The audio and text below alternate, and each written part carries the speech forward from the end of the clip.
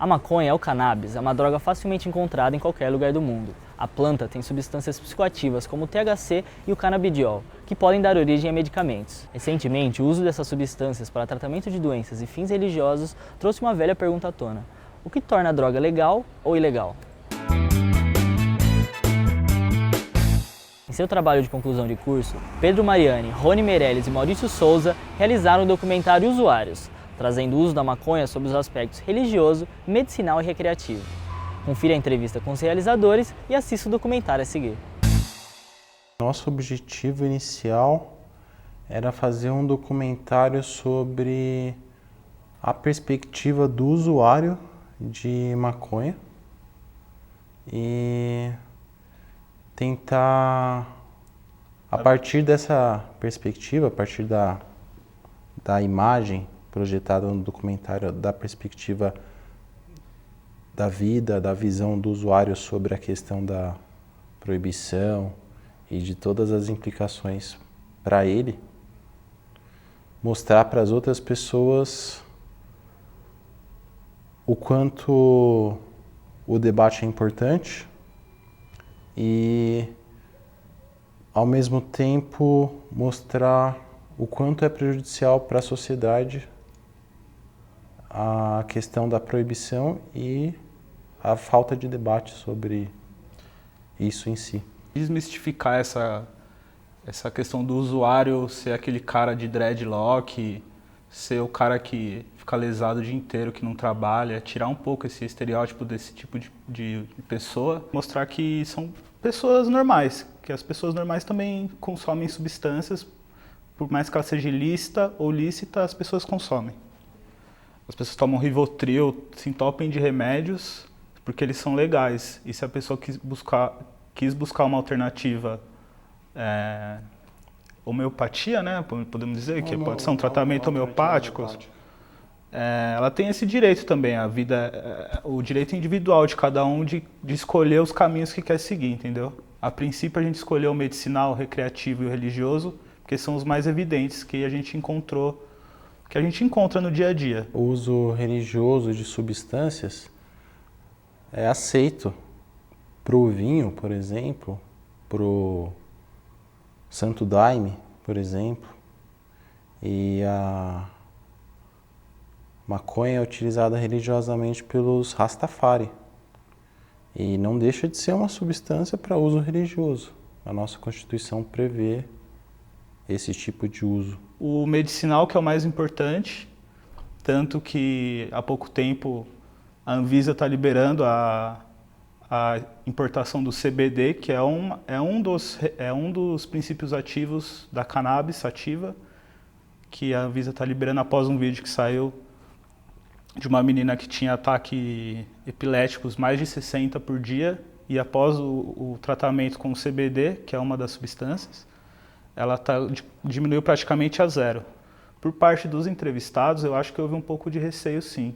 Um pouco de medo de querer mostrar a cara, de assumir que é um usuário, porque o preconceito existe e as pessoas elas tentam evitar para tentar se encaixar na sociedade. É o principal medo de todos os usuários, né? A polícia. A polícia e a repressão. Questão judiciária. Judicial. A guerra às drogas começou na década de 70, nos Estados Unidos. Vários países assinaram uma convenção e, desde então, todos os governos de todos esses países passaram a, ano após ano, ter um orçamento cada vez maior com segurança pública, exatamente por causa do problema das drogas, para combater o uso de drogas nos seus países. Porém, apesar do gasto com segurança pública aumentar, o uso de drogas aumentou, o número de usuários aumentou, o volume de droga nos países aumentou, o número de mortes decorrente da guerra contra as drogas aumentou e não para de aumentar. Todo ano só aumenta em todos os países. A própria ONU atualmente já admite que a guerra contra as drogas fracassou. Os Estados Unidos, que começaram a guerra contra as drogas, têm uma lei federal que proíbe a maconha no país, mas os estados, atualmente, se não me engano, 22 estados americanos, ou seja, quase a metade dos estados, já não legalizou, mas regulamentou o uso da maconha. Falando especificamente de maconha, muitos dizem que a maconha é a porta de entrada para outras drogas.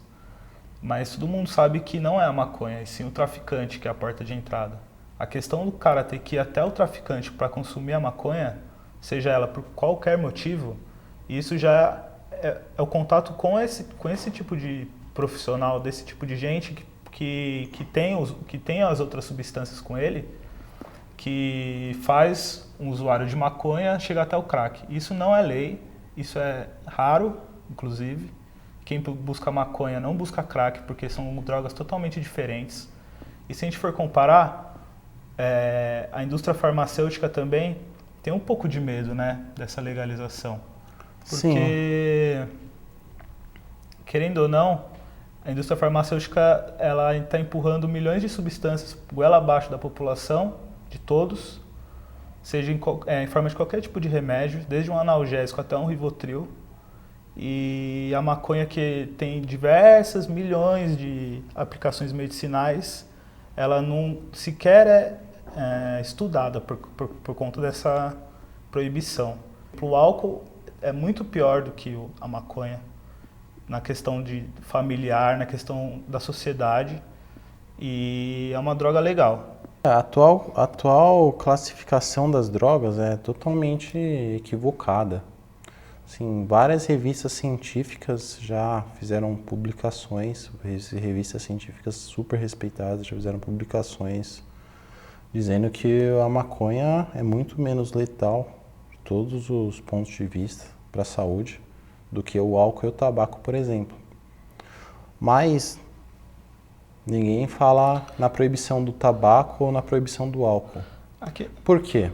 São interesses corporativos, né? Interesses corporativos da indústria farmacêutica, interesses corporativos das polícias revendendo as drogas que são apreendidas, interesse corporativo dos setores públicos que recebem verbas governamentais para continuar combatendo as drogas, sendo que o combate não deveria ser feito principalmente à maconha, mas sim a outros tipos de drogas que são muito mais perigosas que ela. Aqui ninguém está querendo falar que usar maconha é uma coisa legal, que as pessoas devem usar maconha. Aqui a gente está querendo só colocar em debate o quão perigosa ela é mesmo. Ela é tão perigosa assim, como dizem?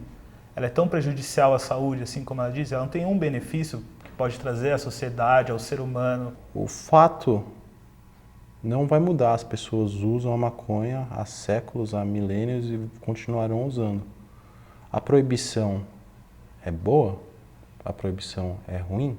Seria melhor não proibir? Quais são os caminhos que nós devemos encontrar para que consigamos diminuir as mortes, a violência, os danos à saúde? Essa é a proposta.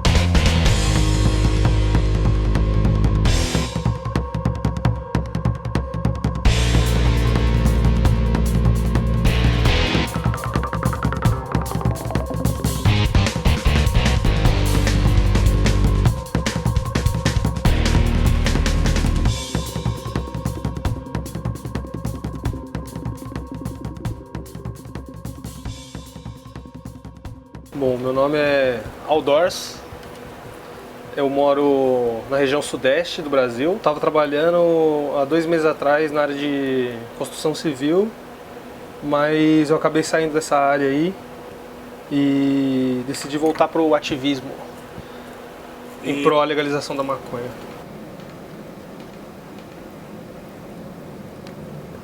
Então, esse site aqui é um site que vende semente de ganja. Ele tem várias espécies também, ele tem as espécies dos ganhadores da Copa e tal, de vários tipos de copas, né? Desde a High Times até da Cannabis Cup mesmo, que é a outra, que é a lá de Amsterdã. E tem diversos tipos de variedade que você pode procurar, para o seu cultivo indoor, outdoor. E é só você pedir. É só você pedir, paga, cartão de crédito, pode fazer PayPal também, tem vários tipos de maneira de pagar, depende do site, né? E sempre chega. E sempre chega.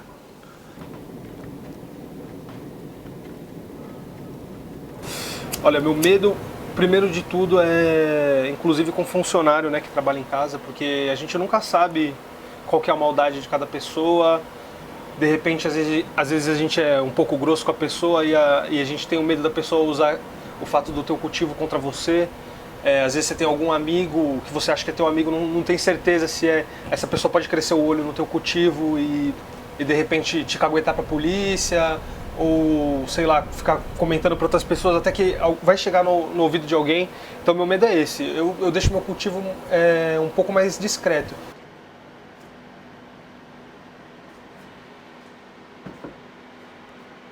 Cultivo indoor, de verdade, que eu posso começar a considerar acho que é agora, que faz 3 semanas que eu liguei o Grow, já tinha ele desde o começo do ano passado, desde o começo do ano, e agora eu botei para funcionar de verdade. E vamos ver, eu sempre cultivei com a luz do sol, né? Então é um pouco difícil você se acostumar com fertilizante, com pH, com eletrocondutividade da água, todas essas coisas que eu nunca tive que me preocupar antes no cultivo outdoor, agora eu tô tendo que me preocupar com o cultivo indoor. Mas é um novo aprendizado também, e eu sei que isso que vai fazer com que eu continue sempre fumando sem depender do tráfico.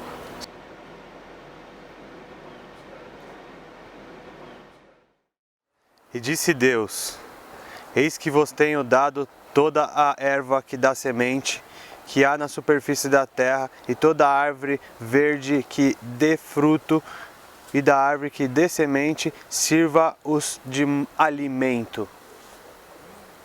Haile Selassie, Rastafari. A vitória para todos sempre.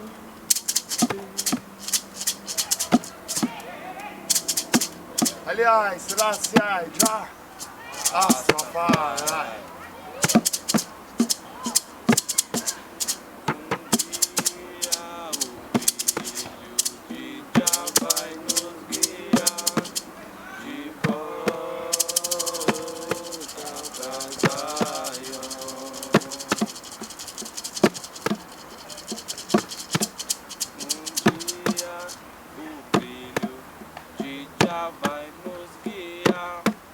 No dia a dia eu utilizo a ganja como sacramento, como forma de consagração, através de fumaça, né? Através do incenso sagrado da ganja que purifica o templo e o corpo de eu e eu, o nosso corpo, e expande a nossa terceira visão, né? Infelizmente hoje eu não posso ter uma planta no meu quintal para eu poder estar utilizando ela de outras maneiras, como medicina, como alimentação, como fazer um artesanato ou fazer uma roupa, né, porque ela é discriminada. Uma planta que infelizmente aqui no Brasil ainda ela é discriminada, porque eles sabem também que a erva ela expande a nossa mente, abre a nossa terceira visão e faz com que a gente fique rebelde. Mas rebelde contra quem? Rebelde contra esse sistema que está oprimindo a gente. Então, por isso que eles oprimem a ganja. Então, no meu dia a dia, a ganja é utilizada para sacramento e queimando a Babilônia a todo momento. Porque sempre que eu acende uma ganja e louva o nome sagrado de Haile Selassie Jah Rastafari, a Babilônia está caindo no chão. Esse é o mais fogo que eu mando para esse sistema. Olha, a ganja eu adquiro através... Muitas vezes eu vou em biqueira mesmo, na favela, perto de casa, desço lá, busco uma ganja com o irmão, sei que isso você está alimentando o tráfico, você está alimentando o crime organizado. Só que de que outra maneira eu posso conseguir se não é liberado no meu país ou no lugar onde eu vivo? E que se eu plantar, eu corro o risco de ser preso também. Então, infelizmente, essa é uma maneira que eu consigo pegar e consumir a ganja.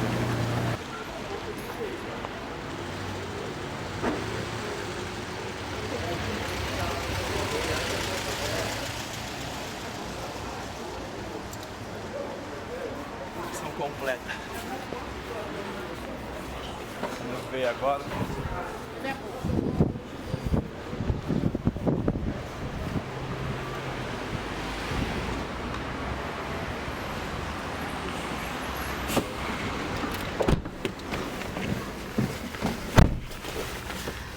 Desci lá, foi tudo certo, com R$30, não foi possível pegar nem 10 gramas, mas tá valendo, né?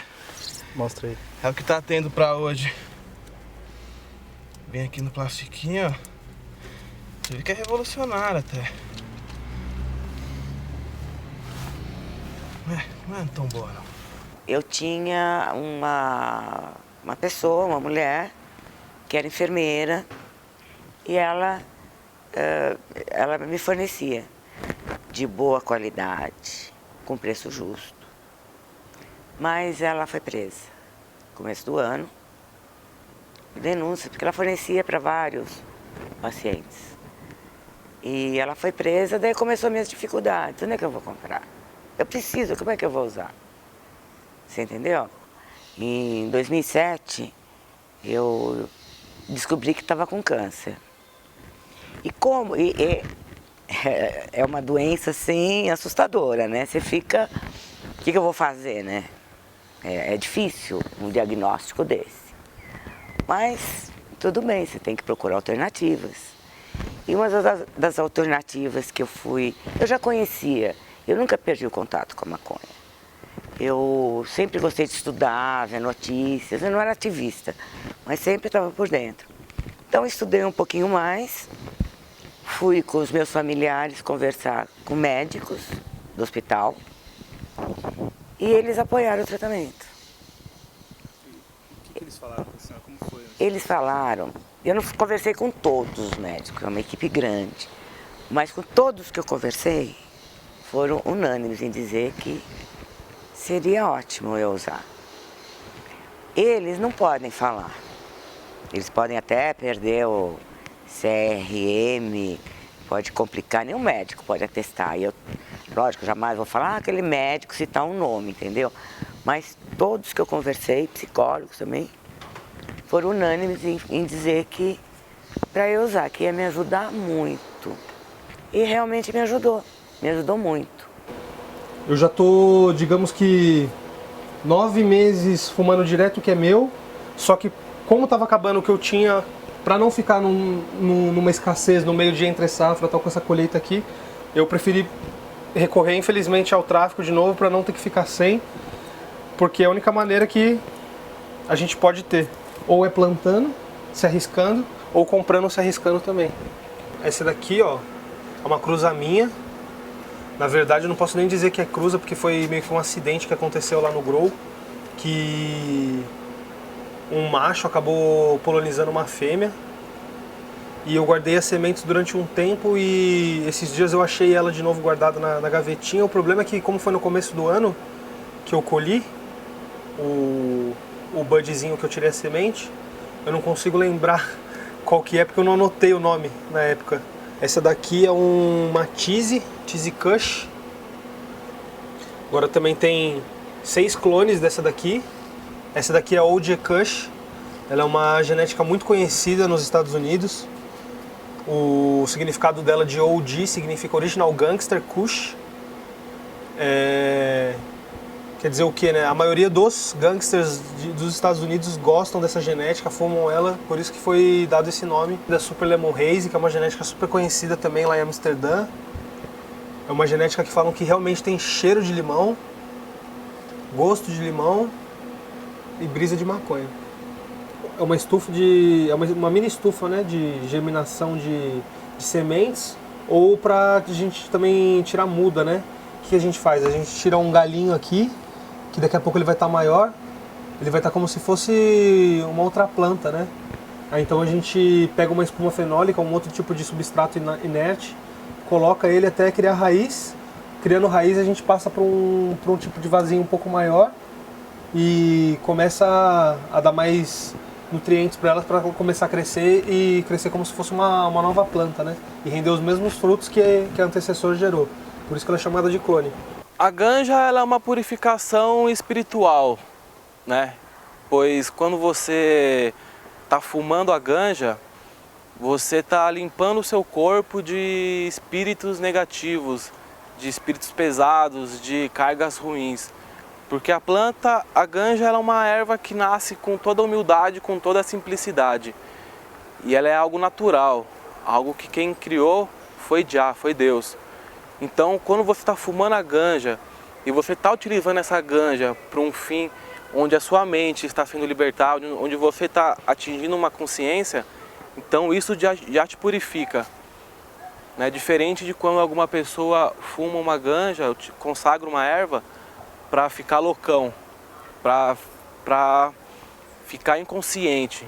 A gente não utiliza isso, a gente utiliza ao contrário, para ficar ainda mais consciente do que a gente já é, para enxergar além desse plano terreno, o segundo plano também, o plano espiritual.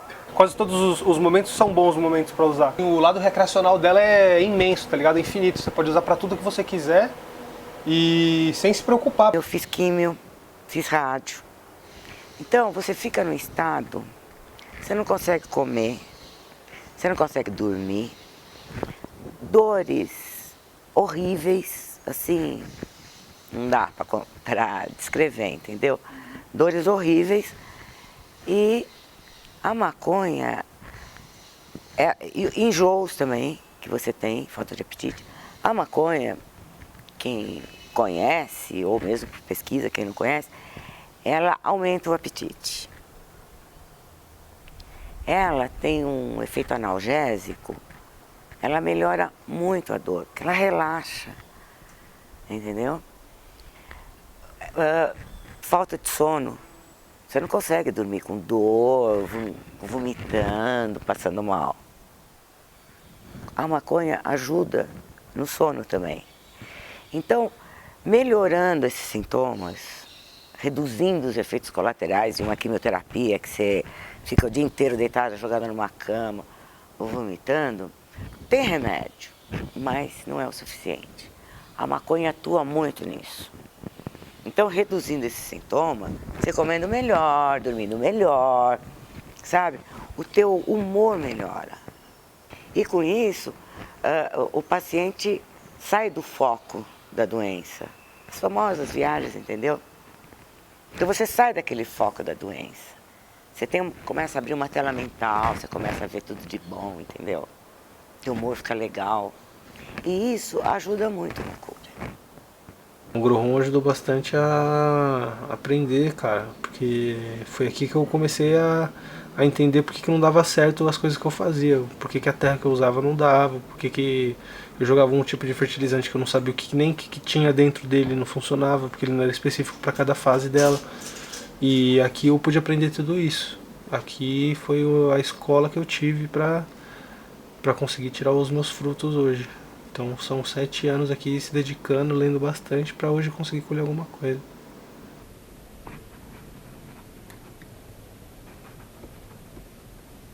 E se eu quiser, em cada esquina eu consigo. Eu saio daqui a 5 minutos e eu volto com baseado. Mas não é isso que eu quero. Eu quero comprar de uma forma legal, com um preço justo, uma maconha de boa qualidade. Você entendeu? Eu não sei o que vem misturado. Entendeu? Eu quero uma maconha de boa qualidade. E é difícil, né? Hoje em dia você correr atrás disso. Meu maior medo, eu acho que é a polícia. Né? De sofrer a repressão mesmo da polícia, porque se eles me pegam lá dentro, eu não vou ter o que explicar para eles, eles vão me ver como se eu estivesse lá, como se eu fosse mais um deles.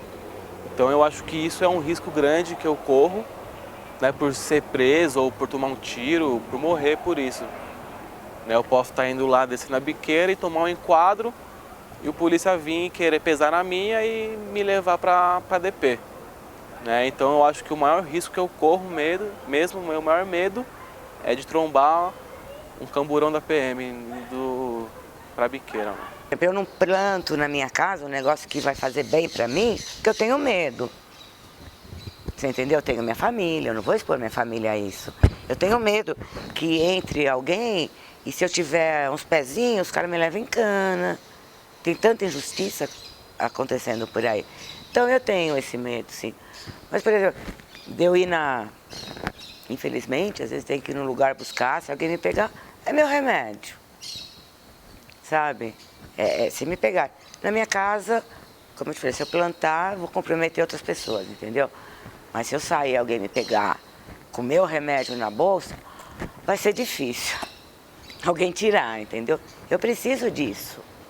É minha qualidade de vida. Eu tenho esse direito.